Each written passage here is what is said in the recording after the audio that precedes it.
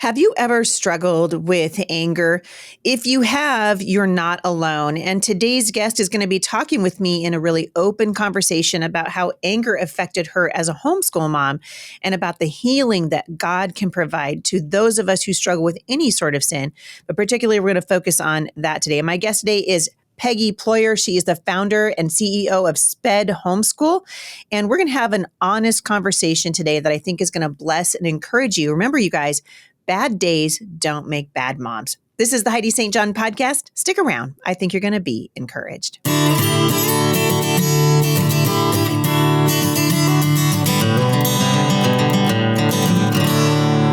Well, I am excited to have a brand new friend on the show today, and you guys are going to love her. But before I get into that, I want to let you know that today's podcast is being sponsored in part by my friends at the Bible in Stories, and you guys can go to BibleInStories.com. I get asked all the time about our favorite books for family devotions. And you guys, it's just perfect to simply read the Bible. The Bible in Stories is something every family should have. You can just open it and read a little bit each day. It's great for brand new believers too. Go to BibleInStories.com/Heidi. That's BibleInStories.com/Heidi. It's not often that I meet someone who is willing to be vulnerable and talk about the ups and the downs of homeschooling, particularly those of us who have struggled off and on with seasons of difficult emotions. Maybe we came from trauma in our own childhood, and then you try really hard not to bring it into your own family, but you find that you still struggle with it. Well, I'm really happy today to have Peggy Ployhar on the show. I think you guys are going to be really encouraged, and I'm just so glad for women who lead, and Peggy is one of them. So Peggy, welcome to the podcast. I'm really glad you're here. Oh, thanks for having me. I appreciate it. And I'm looking forward to our conversation. I am too. You are the founder of SPED Homeschool. You have a son, a special needs son. Tell us a little bit about you. This is your first time on the show, and I'm just so excited for my audience to become acquainted with what you do.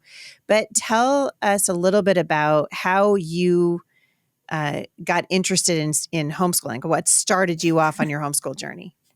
It's kind of a funny story because we lived in Oregon, in Portland, and we belonged to a church. And everybody at my church said, "Oh, you would be so good at homeschooling. You got to come to this conference." And homeschooling was really just kind of starting at that point. Conferences were at churches. There was never a big conference, and so I went to this conference. I came home and told my husband, I said, "These are not my people. I am not going to do that." We moved to Minnesota then, and I put my son in a private school. These are not my people. These are not Did you go to the Ocean Conference? Yes. One of the very first ones. Yes. I also went to an Ocean Conference, and that was my first reaction to you. I'm like, these are not, you're from Portland? Yeah. Well, we had lived in Portland. Both my boys were born there. And then we moved back to Minnesota, and just to be closer to family as our parents were aging. And so then that's when I put my son in private school, and he was in the principal's office basically every day. And the principal was so sweet. She's like, "There's some issues here." Is this your oldest child? My oldest, yes. Okay. And really it is through a progression of a lot of different things, we've realized that this high functioning autism diagnosis, which he eventually got, the principal kind of already was aware of this diagnosis. I didn't even know what was going on. I was blaming myself because I had a lot of anger issues, and I thought, oh great, I'm ruining this child, and that's what's making him not be able to handle school. And all that mom guilt on me. Uh-huh. Yep. But it's now, just within the last year, my daughter was finally diagnosed with EDS, Ehlers-Danlos syndrome, which sometimes gets misdiagnosed as autism. It's a connective tissue disorder that affects the your ability to go out of fight or flight, and so it's something that I actually suffered from, and is a genetic disorder. And so everything has just kind of come together in this last year for my family about how we have this disorder that leads to a lot of different things if we can't find our calm. And God has been teaching us very slowly how to do that. in so many miraculous ways. But anyways, yes. So that's kind of how my homeschooling journey started. Was my son basically got kicked out of kindergarten, and That just sounds like, Peggy, that is a great title for a book. My son got kicked out of kindergarten.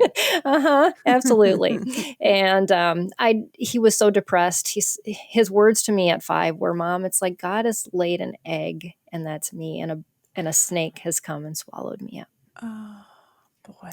And I knew where he was because I had been suffering from suicidal depression since 4th grade.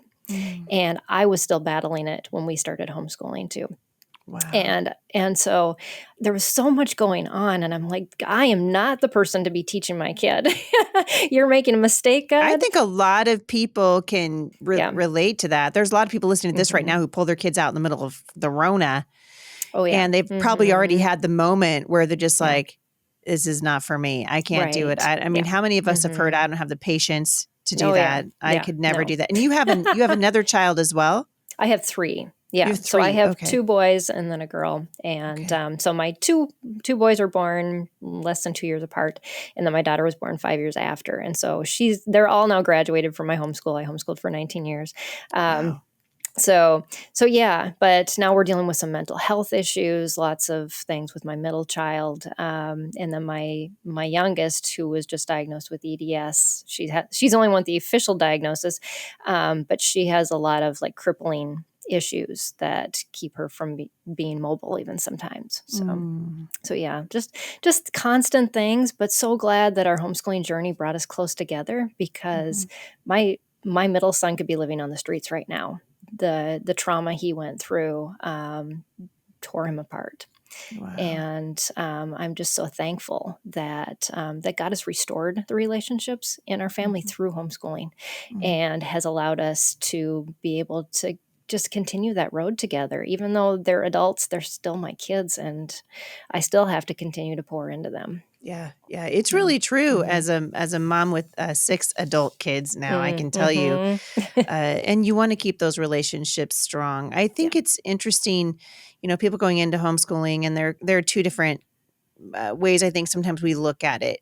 Sometimes moms go, okay, I can't do that because everything I've only ever seen is just the Pinterest perfect homeschool, right? And we see the birds are singing and the laundry's folding itself and the gnomes show up and there's the Proverbs 31 woman. And of course she had a servant, as everyone knows. Yes. And then there's the other side where you just see, there's the kids are screaming all the time. The house is chaos, blah, blah, blah, blah. And you said something that I think a lot of moms can relate to, and that's that you had anger issues going into homeschooling your kids. And I can tell you right now, I tell this to moms all the time. You want to find out how wicked you are? Homeschool your kids. Like, you want to find out, like, do I have a breaking point? Here's how you'll know, you definitely do.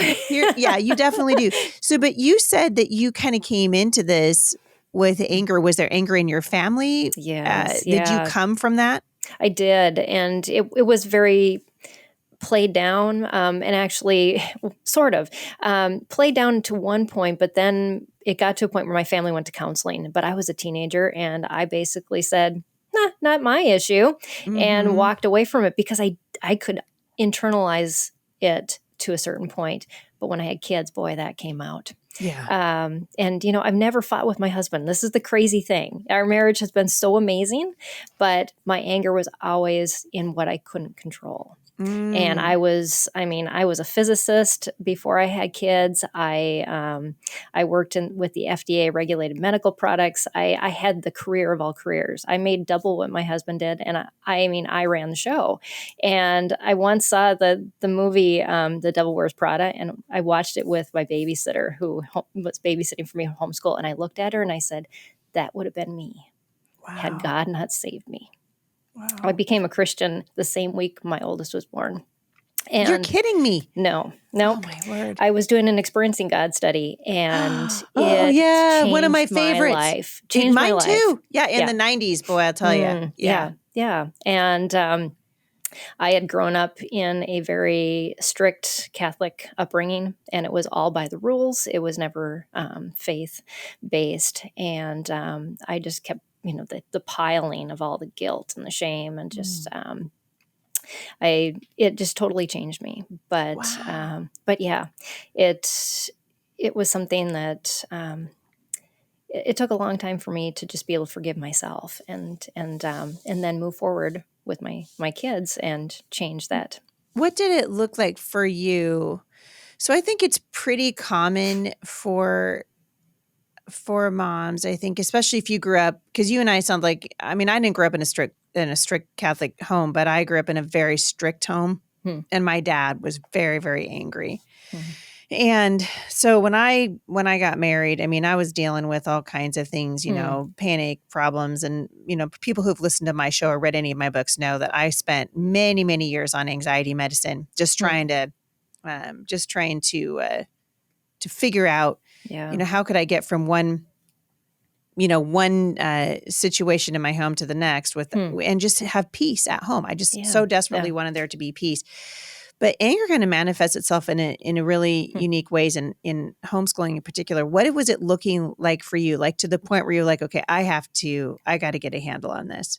Yeah, yeah, and it was the point that I needed my timeouts more than the kids needed them, and Mama I had needs to figure out timeout. Mama's in the corner. Exactly. It's just I'm going to hurt somebody if I don't. I've Mm-hmm. got to leave, Mm-hmm. and just being able to step back from that was a huge stepping point for me. And I would just plead to God. I'm like, you said you would make good out of all things. I do not even know where good can come from this, and Mm-hmm. just calling out His promises and Yeah. and saying, I believe this.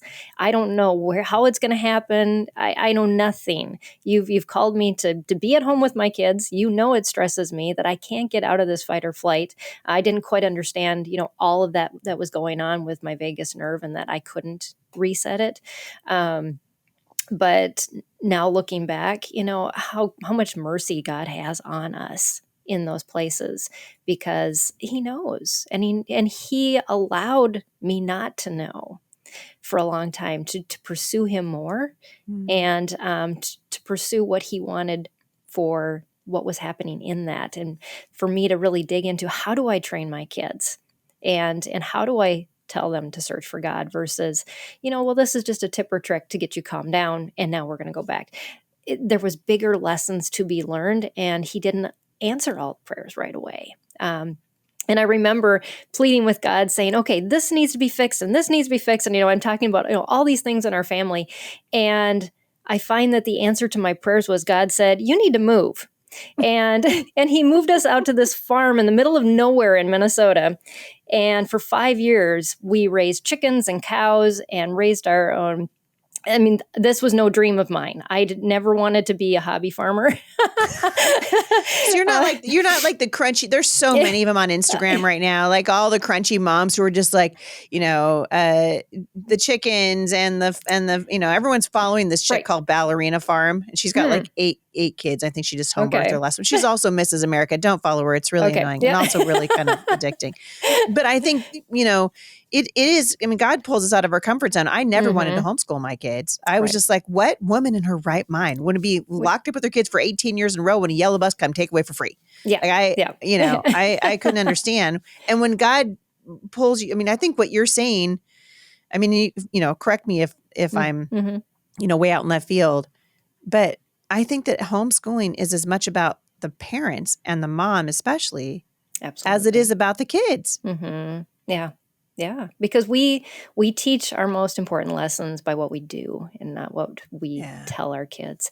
And He requires us to go through that journey. And if we just say, oh no, it's just about the kids, it's just about the books, it's just, all this stuff, we miss the biggest thing that God is doing. And the one thing that we can change is us, and our attitude and our response. We can't change our kids. Our kids have a choice. And the more as you're talking, as our kids become adults, we realize how little control we do have. But yet can I show my kids that there's peace, that there is purpose, that God has everything. That's how I need to live. And I need to live it shining His light and not my own. And so when you realize, because I think you're right. I mean, anger in a parent is devastating the life of a child. Yeah. Absolutely devastating. That is how I grew up. I never knew what was going to set my dad off. I never knew when, a milk carton was going to get hurled across the kitchen table, or I just never knew. And it kind of hardwires you, I think, especially when you're a child. Your brain then becomes sort of hardwired for, you're trying to react to this person who's having a hard time controlling their anger. Yeah. What were some things that helped you? I mean, obviously, it sounds like the Holy Spirit just showed you, okay, you got to handle this, get a handle on this. And now I'm going to have you homeschool your kids. And hey, by the way, you're going to do it on a farm in Minnesota. Right. What are some of the tools that the Lord showed you? Some things that because there's a lot of people, I guarantee it, both men and women who are listening to this right now who are like, oh, shoot, that's me. Like, I'm angry. I'm the one who's losing my temper with my kids. How can we move away from that? What are some things that helped you? Yeah. The biggest thing that helped me was realizing that when I was angry with my kids, I was angry about something that was unjust, something that was in their character that wasn't right. It didn't mean that I had to fix them, though. And I'm kind of that fixing type of person. I'm an engineer. No kidding. But yet God needs to fix them. So how can I coach them now through this? Instead of fixing them, how can I help them to understand this is not a thing that they should be doing? This is what God's standard is.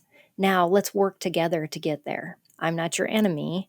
This thing is the enemy. So let's turn together. Let's focus on this. That was a huge turning point for me, was realizing I'm not here to fix it. I'm here to help this child learn how to cope with it and their own sin patterns, whatever is causing this issue that keeps arising that I get angry about. If I can reframe it into, this is a battle for both of us. This is a battle for God. This is a battle that we need to look at that shouldn't pull us apart, but should bring us together. And that was a changing moment. When you were talking earlier, another thing was the guilt of what had been, what relationship I had severed in that process. And God answered that because I pleaded with him kind of after all of this had become in the background. I was just amazed when my third child was born, my daughter, I didn't want to have kids again. I experienced postpartum depression and anger so badly that I just said, I can't do this. And then I found I was pregnant again. And I was like, okay, God, I'm either going to laugh or cry. But you got to promise that this will be different. And it was amazing. I never had any issues with her. She doesn't even realize what our house was like with me angry. And it's been such a testimony to me that God can change things like that. But yet he had a purpose in it for my boys. We were at a track and field event one day, and my pastor was there with all his kids who always followed him like the little ducks in a row. And I always envied that family because I'm like, they don't have any anger issues. They've, all their children just kind of do what they say to do. And here's my kids running around like, mass craziness. And the dad went to the car to change the baby's diaper. And he said, can you just watch my boys? I'm like, oh yeah, we're good. And while he was gone, it started pouring down rain and to the point you couldn't even see. And so here's my pastor's two sons. They start to panic because they can't find their dad. And yet my boys are standing up and yelling directions at everybody going, you get over here. And God just quietly said to me during that moment, it's because they need to be strong.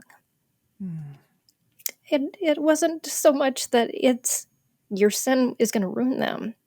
I left it there for a purpose, and I will make good with this. And I remember that, and I've seen the things that my boys have faced in their adulthood, and they have had to be strong. And so I'm thankful. I'm sorry that it had to play out that way, but that was God's plan, and I can't be angry at God about how he decided that was the way that he was going to work in my kids' lives and mine. Mm-hmm. Well, and it's a reminder that God really does use everything. And I think moms are particularly susceptible to guilt, right? anxiety, I would like to tell moms, like, look at us. We're like Captain Anxiety, able to leap to the worst conclusion in a single bound, right? Absolutely. And it's important. And I think you're making such a beautiful case for the fact that bad days don't make bad moms. Yeah. That God really can redeem it. And I love that. Every mom I know, well, almost every mom, we've all had a moment when we're like, or maybe it's not just a moment, maybe it's a pattern. And that's what we don't want, right? Right. The moments are one thing. The pattern is something different. And you had recognized in your life, this is a pattern. Mm-hmm. And I don't want to stay in this place. And I think it's important for the moms who are listening, who are like surrounded by little ones, and they're overwhelmed. And oftentimes we take that overwhelmed feeling out on our children. Was it good for you, looking back? Because I keep going back to kind of the tools thing. So like for me, one of the things that I learned to do was just recognize, oh, hey, mama needs, 5 minutes in my closet. Mm-hmm. Or I had this like double log. I used to go, my husband would come home from work, and there lots of times I would call him and just be like, listen, I need you to come home right now. If you don't come home right now, it's going to be a homicide or suicide, but someone's going to die. Like, I need you to come home. And he would come home, and he would walk in the door, and he would hand me the keys to the car, and I would just get in the car, and I would, back in the days when I actually really liked, I used to love Target. Nobody grieves the woke, broken Target thing more than Heidi St. John, because I would go to Target and just wander around. They used to have awesome, Peggy, really, you have to remember this. They used to have awesome clearance at Target. I didn't really shop Target, and I just lived in Minnesota. Smart woman, the home of Target. Smart woman. See, you were just ahead of the curve. I don't go there anymore. I haven't been there for 7 or 8 years, but I used to go and just wander around the clearance aisle, because 85% off clearance section, and I just was like trying to get the voices in my head to stop talking to me. Right? I had to get away from the voice of condemnation. It was like, you're a terrible mother, or everybody else's house is cleaner. Everybody else's kids are more respectful than yours. No one else's child loses their math book. My kids were perpetually losing their math books. And I was like, why are you losing your math book? I put your name on it. Yeah, put it in a cubby. It's over there for you. Right. Right. And I realized, okay, I needed to like be able to step away a little bit and just hit the reset button. How important is it? Absolutely. And you have to find out what resets you too. Yes. Because for somebody else, they would say shopping, that makes me anxious. I wasn't buying anything because I was broke. Yeah, but I was wandering around and just like no one else. I just wanted to go someplace where nobody knew my name, and nobody was calling me mommy, and no one wanted a drink of water, and no one was bickering with their sister. Right. Yeah. Or I didn't mind watching other people's kids bicker because it wasn't my circus. That's good. Yeah. For me, it was speaking. I had led MOPS groups, mothers of preschoolers. I had started multiple groups in Minnesota, and I was actually the area coordinator for Minnesota, North Dakota, and South Dakota. So I was doing leadership training across those states. And so for me during homeschooling, my out was I kept speaking engagements, and I had a babysitter. That. So I was like, this is my speaking day. My babysitter would come in. She was a homeschool student. I'm like, you do homeschool for me, and I'm leaving. And I needed that. I needed that adult conversation. I needed to just have a ministry of my own. And that just, it gave me that timeout that I needed to take that mommy hat off, because my programming growing up was I never even thought of having kids until I thought of having kids or that I had my first child. I was so career driven. So it's amazing what the Lord can do with a mom who's willing to just say, what do you want? And be led by the Holy Spirit. I mean, that's where the healing comes. That's where the trajectory changes come. Absolutely. That's where generational change happens in families. Yeah. Yeah. Yeah, absolutely. It's amazing. And then fast forward to you have a special needs son. And when did you found SPED Homeschool? Because that's kind of your jam. That's sort of so tell us a little bit about that. Because I'd love to have you back on sometime when you've got more time and really dig into some of the issues around special needs homeschooling. It's such a big topic. It is. But tell us a little bit about SPED. So I actually was the original special needs consultant for MACHE, Minnesota Association of Christian Home Educators. And then when I moved to Texas, I filled that same role for the Texas Homeschool Coalition.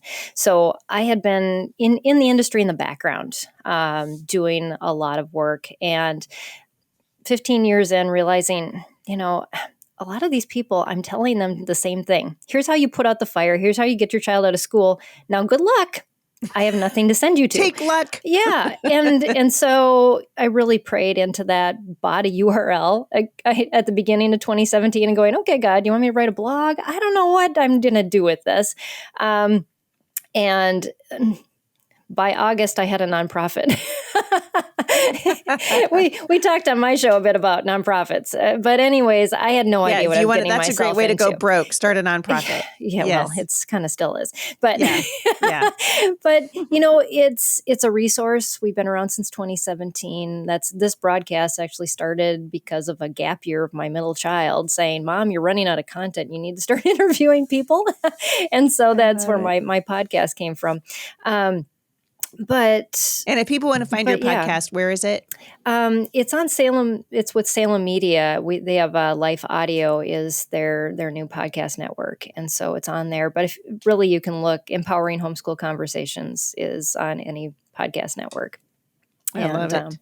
And so so we just talk about teaching diverse learners and lots of different guests from different backgrounds and expertise and moms. And I'm actually bringing on 4 co-hosts because I've started a second business and I don't have enough time to do everything anymore. We've automated a lot of the website just because we have so much content up there now. It's hard to find, but it's a resource now. It's a place for parents to go and say, I'm not alone. There is things out there, and there's resources for me to be able to use. So that's kind of how SPED Homeschool came to be, and it's what I didn't have. I mean, when I started homeschooling, there was 2 books that existed total on high functioning autism.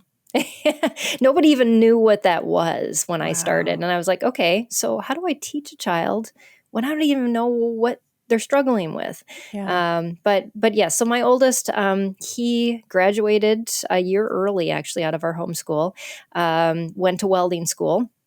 And then after welding school, came home and said, Mom, I don't really think I'm supposed to be a welder. God, I think, is telling me I need to go to college. I was like, what? It's a child that's like, I hate school, never wrote a paragraph for me, nothing. I got straight A's almost in college, graduated with a biomedical. Because he had motivation. Yes, exactly. He knew what he wanted to do. And so he got his degree in biomedical engineering, and he now works in Jacksonville, Florida. We were actually there visiting him last week. And he designs plates using a 3D pen that fit into people's jaws and skulls for surgeons when they replace those bones. Wow. It's just amazing. And so he just loves it, and he loves where he's at. God. And how old is he now? Yeah, he's 26. Wow. Yeah. And so, and then I've got a 24-year-old and a 19-year-old. And, wow. Wow. But goes by fast, doesn't it? Huge. Yes. Way too fast. Yeah. Way too fast. Well, this has just been delightful. I'm so glad to have you on the show, Peggy. And I'll keep you on the short list and we'll get you back on. I want to talk more about homeschooling special needs. As I said before, it's so important, but I appreciate being able to introduce you to my audience this way as just a homeschool mom who struggles like everybody else. And I love that you're vulnerable enough to say this was hard, and yet God redeemed it. And that's what he does. He does. He's the Redeemer. So people can find you again at it's SPED Homeschool? SPEDHomeschool.com. And the podcast is Empowering Homeschool Conversations. Empowering Homeschool Conversations. Well, Peggy Ployhar, thank you so much for coming on the show. Let's stay in touch. Sounds good. Thanks so much, Heidi. If you guys want more information on today's guest, you can head on over to the show notes. I will link back to both of those websites. Be sure and follow Peggy's podcast. I'm sure it's going to be a blessing and an encouragement to you. You guys, God wants to redeem whatever story you came from. Bad days don't make bad moms. And you guys can do this thing. God is going to help you do it. I hope you guys have been encouraged by this. I know I have. We appreciate you listening. Appreciate you leaving reviews for the show wherever those are available to do so. And also answering polls. You can go over to Spotify and do that today. And we hope you'll take advantage of that. We're going to ask you a homeschool question. So hop on over there and you guys can check that out. Thank you for listening. I'll see you right back here again at the intersection of faith and culture.